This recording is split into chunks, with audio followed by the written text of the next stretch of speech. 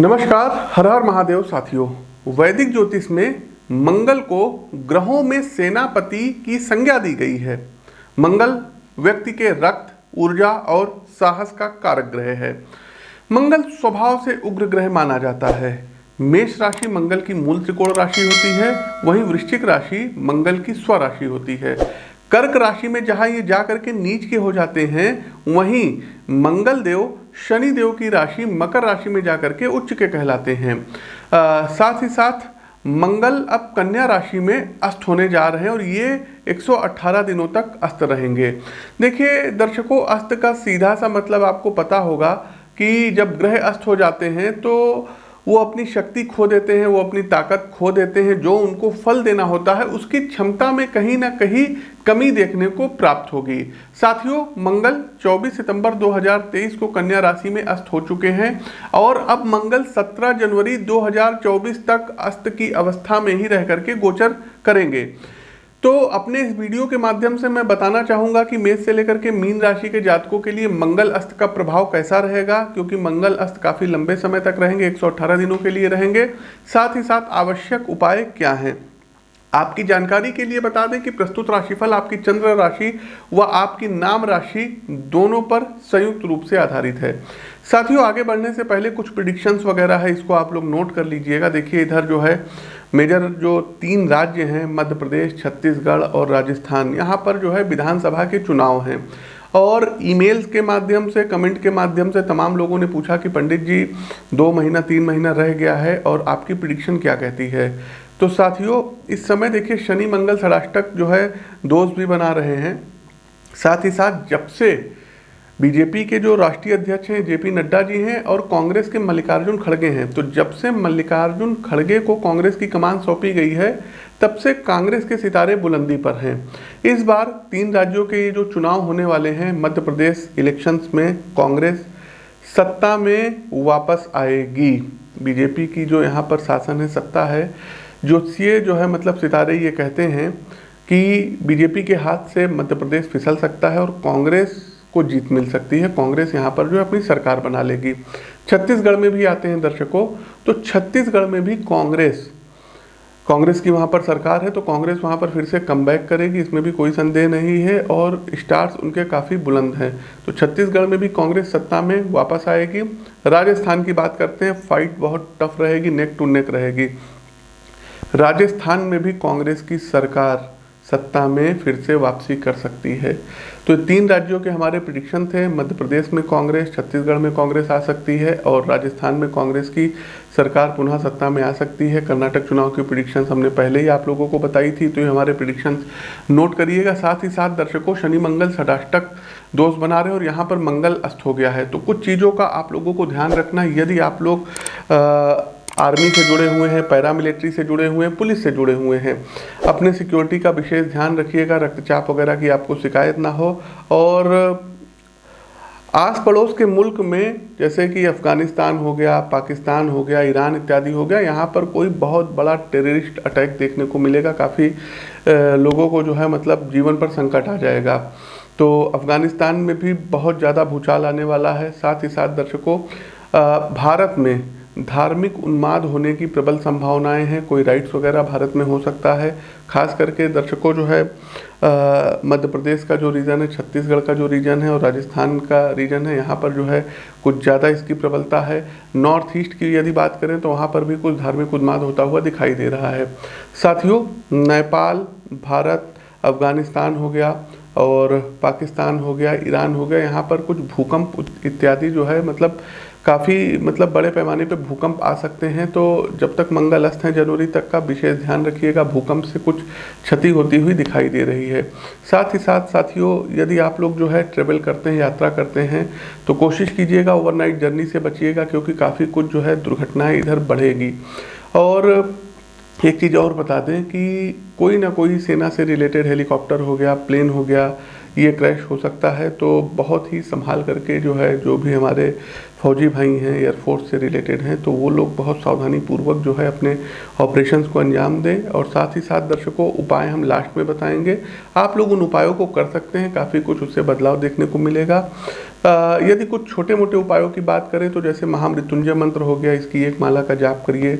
और एक छोटा सा मंत्र है महामृत्युंजय का ही, ओम जूम सहमम रक्षय रक्षय पाले पाले साजूम ओम, इस मंत्र का भी आप लोग एक माला जाप कर सकते हैं। और हो सके तो 5 मुखी रुद्राक्ष गले में धारण करके रखिएगा। साथ ही साथ दर्शकों, कोरल, लेकिन रत्नों की सलाह यदि हम बताएं तो आप लोग अपनी कुंडली का विश्लेषण करवा करके ही करिएगा। खैर, उपाय और अंतिम में बताएंगे। आगे बढ़ते हैं और हमारी पहली राशि आती है मेष राशि। लेकिन उससे पहले आप लोगों को बता दें कि 9 और 10 अक्टूबर को बनारस में रहेंगे, 19 और 20 अक्टूबर को दिल्ली में रहेंगे। साथ ही साथ से सभी दिन आप हमसे जो है लखनऊ में मुलाकात कर सकते हैं। स्क्रीन के दिए गए नंबरों पर संपर्क कर सकते हैं। मंगल अष्टकम मेष राशि के जातकों पर क्या प्रभाव रहेगा? देखिए, मंगल आपके पहले और 8वें भाव के स्वामी हैं और ये आपके 6ठे घर में अस्त होने जा रहे हैं, जो निश्चित रूप से आपके जीवन में परेशानी की वजह बनेगा। मेष राशि के जातकों को अपने पेशे से संबंधित किसी भी चीज़ से निपटते समय अत्यधिक सावधानी बरतने की यहाँ पर हम सलाह देंगे। कार्यक्षेत्र में अपने वरिष्ठ अधिकारियों से प्रशंसा न मिलने की वजह से नौकरी में असंतुष्टि की भावना का सामना करना पड़ सकता है। नौकरी बदलने का विचार अनुकूल साबित होगा। मंगल का यह अहम परिवर्तन विदेश में नौकरी हासिल करने के संदर्भ में अनुकूल रहेगा। व्यापार में भी आपको औसत लाभ की प्राप्ति होगी। व्यवसाय में जोखिम और प्रतिस्पर्धा मेष राशि के जातकों को थोड़ा जो है नीचे खींच सकती है। अपने गुस्से पर कंट्रोल करने से बचिएगा। शत्रु पक्ष हावी रहेगा। कोर्ट कचहरी संबंधित यदि कोई मामले हैं तो कोशिश कीजिए इसको और आगे खींचिए। जनवरी के बाद जो है चीज़ें फिर से ठीक होंगी। वृषभ राशि के जातकों को मंगल आपके लिए जो है क्या कहते हैं 7वें और 12वें घर के स्वामी हैं और ये आपके 5वें भाव में अस्त होने जा रहे हैं। आपको कड़ी मेहनत करने और अपनी बुद्धि का उपयोग ज़्यादा करने की अब आवश्यकता पड़ेगी। किसी से यदि आप कोई राय लेंगे तो बेहतर रहेगा। वर्तमान नौकरी में आपकी रुचि कम हो सकती है और फिर हम कह रहे हैं कि आपको भी आपके जीवन में असंतुष्टि देखने को मिल सकता है। वृषभ राशि के कुछ जातक अपनी आय से भी नाखुश नजर आ सकते हैं, जिसके चलते वो अच्छी आय के लिए नई नौकरी की तलाश करते नजर आएंगे। अगर आप व्यावसायिक क्षेत्र से जुड़े हैं तो मुनाफा बढ़ाने के लिए आप जुनून के साथ आगे बढ़ते नजर आएंगे। व्यवसाय में आपको अपने साझेदारों से कुछ समस्याओं का भी सामना करना पड़ सकता है। किसी को इस दौरान धन उधार मत दीजिएगा। वाहन इत्यादि सावधानी पूर्वक चलाइएगा।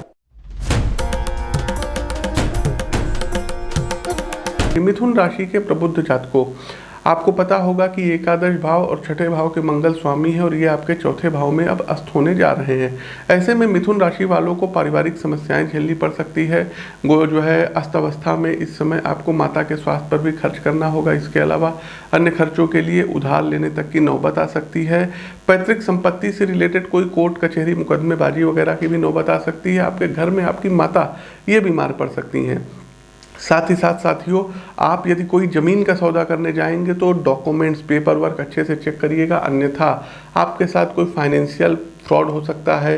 कोई ज़मीन दिखा करके आपके पैसे हड़प सकता है, तो इन चीज़ों की नौबत आएगी, इससे आपको बचना रहेगा।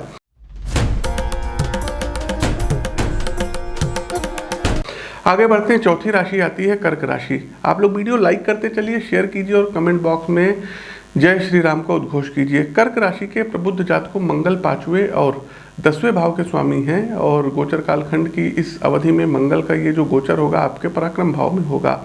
तो गोचर कालखंड की इस अवधि में कर्क राशि के जातकों आप अपने सभी प्रयासों में सफलता हासिल करने की कोशिश तो पूरी करेंगे, लेकिन नौकरी के संदर्भ में आपको उम्मीद जितना लक्ष्य हासिल नहीं हो पाएगा। मुमकिन है कि आपका सहकर्मी और वरिष्ठ आपका सहयोग ना करें। ऑफिस में जो आपके अंडर में काम करते हैं वो आपकी बातों को लीक करें, इससे आपको परेशानी उठानी पड़ सकती है। इसके अलावा इस अवधि में आपको छोटी छोटी दूरी की यात्राएं करनी पड़ सकती हैं, हालांकि इन यात्राओं से आपको लाभ नहीं प्राप्त होगा। जो जातक व्यवसाय के क्षेत्र से जुड़े हैं उन्हें इस अवधि में कई अच्छे मौके हाथ से फिसलते नजर आएंगे, जिसके चलते आपको नुकसान उठाना पड़ सकता है।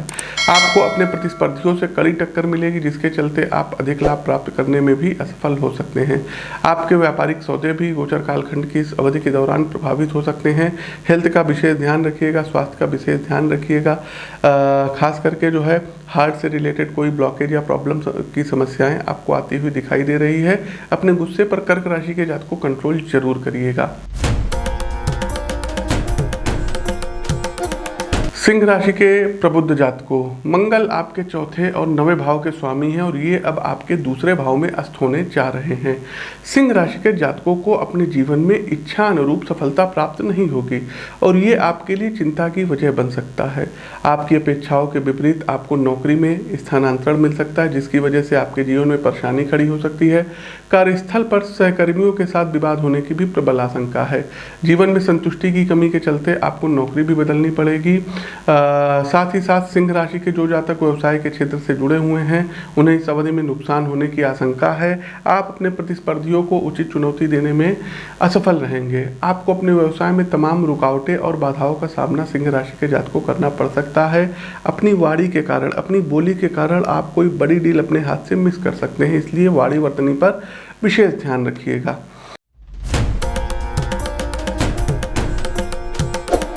आगे बढ़ते हैं कन्या राशि। देखिए, मंगल ग्रह की यदि हम बात करें तो आप ही की राशि में कन्या राशि के जातकों अस्त हो रहे हैं, पहले भाव में अस्त हो रहे हैं और इसके कारण कन्या राशि वालों के जीवन पर गंभीर असर व संकट देखने को मिल सकता है। आप अपनी सेहत का विशेष ध्यान रखिएगा। आपको लगेगा कि आपके अंदर बहुत ज़्यादा पहले ताकत थी और अब आपकी ताकत कुछ कम हो गई है। कन्या राशि के ऐसे लोग जो नौकरी पेशा हैं उनके लिए यह अवधि चिंताजनक हो सकती है। आर्थिक लिहाज से भी आपके लिए कुछ परेशानियां आ सकती हैं। साथ ही साथ आपके ऊपर कोई झूठा एलिगेशन लग सकता है, कोई झूठे आरोप लग सकते हैं। ऑफिस में आपकी कोई बैक बाइटिंग कर सकता है। नौकरी यदि आप कर रहे हैं तो नौकरी पर भी संकट आता हुआ दिखाई दे रहा है। वाहन सावधानी पूर्वक चलाइएगा और किसी से बातचीत करते समय स्वस्थ शब्दों का प्रयोग करिएगा। तुला राशि के जातकों, यदि हम मंगल की बात करें तो आपके एक्सपेंसेस भाव 12th हाउस में अस्त होने जा रहे हैं। इसके कारण तुला राशि वालों को लव लाइफ में काफ़ी परेशानियों का सामना करना पड़ सकता है।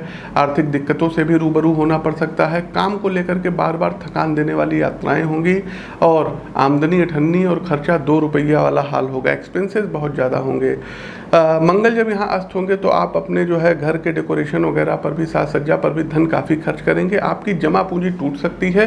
कोई आपसे उधार लेगा और आपको फिर भविष्य में वापस भी नहीं करेगा, तो उधार देने से बचिएगा। वृश्चिक राशि की यदि हम बात करें तो आपके एकादश भाव में मंगल ग्रह अस्त हो रहे हैं और इसके प्रभाव से वृश्चिक राशि के जातकों, देखिए, थोड़ा बहुत धन लाभ होगा लेकिन धन खर्च भी बहुत ज़्यादा होगा। लाभ की गुंजाइश कम है और खर्च की गुंजाइश ज़्यादा है। कैरियर में आगे बढ़ने के मौके आपको मिलेंगे और जो है थोड़ा सा आपके अंदर आत्मविश्वास की कमी रहेगी। आप लोगों को फेस करने में थोड़ा सा झिझक महसूस करेंगे। एक अज्ञात भय वृश्चिक राशि के जातकों आपके मन के अंदर जो है बना रहेगा।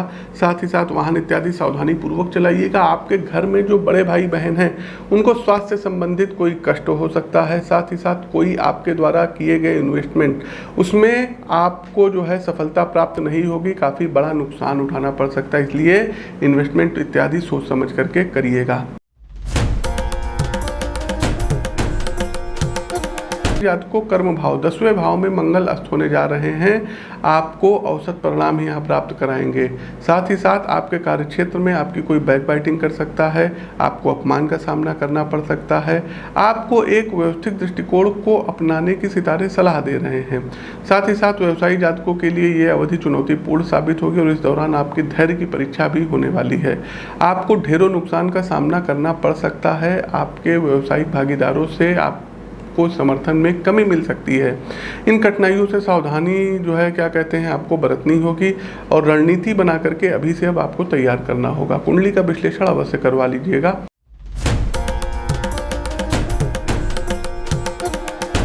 मकर राशि, देखिए, मंगल ग्रह मकर राशि के चौथे और जो है 11वें भाव के स्वामी हैं और यदि हम मंगल जो है के अस्त की बात करें तो ये आपके 9वें भाव अर्थात भाग्य भाव में जो है ये अस्त हो रहे हैं। इसके कारण मकर राशि वालों को भाग्य का थोड़ा सा साथ कम मिलेगा।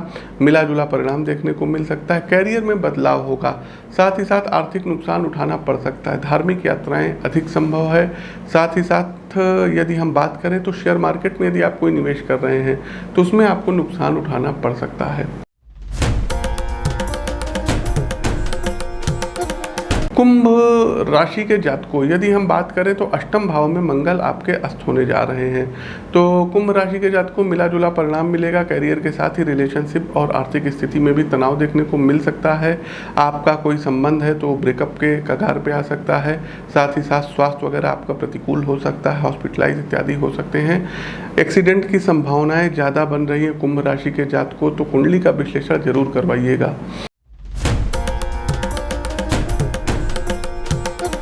अंतिम राशि आती है मीन राशि। देखिए, मीन राशि के जातकों 7वें भाव में मंगल यहाँ पर अस्त हो रहे हैं। इसका असर आपकी आर्थिक स्थिति के साथ बिजनेस पर भी देखने को मिलेगा और आपके पार्टनर के हेल्थ को भी देखने को मिलेगा। आपके पार्टनर को नई चुनौतियों का सामना करना पड़ेगा। आपकी पार्टनर बीमार पड़ सकते हैं या वो कहीं जॉब इत्यादि कर रहे हैं तो उनको जॉब से निकाला जा सकता है। साथ ही साथ बिजनेस में जो डील आपकी साइन हुई थी तो विचारों का टकराहट होगा और वो डील कैंसिल हो सकती है। आप यदि व्यापार कर रहे हैं तो आपके पार्टनर, व्यापारिक पार्टनर आपको जो है धोखा दे सकते हैं, चीटिंग दे सकते हैं, तो इससे आपको बचना रहेगा। अब अंतिम पड़ाव आता है उपाय का।